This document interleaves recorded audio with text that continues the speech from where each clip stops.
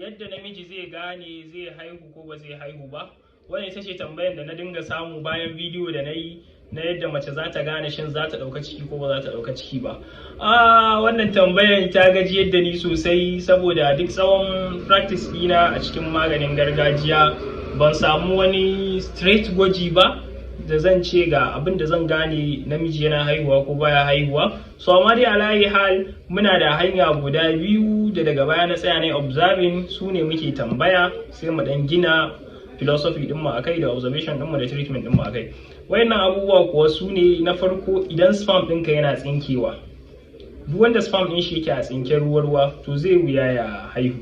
Sannan na biyu, duk wanda idan zai ejaculation baya jin zullo, so shi ma wannan yakan iya fadawa cikin matsalar rashin haihuwa.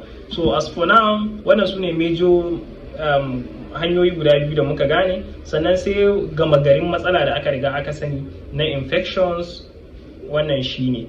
So amma kun ga anan magana ta mai istimna'i shi ma ya shigo kenan. Ana ta cewa istimna'i yana hana haihuwa, ta wacce hanya istimna'i yake hana haihuwa? Wannan ta zama tambaya da ake ta yawan jefawa.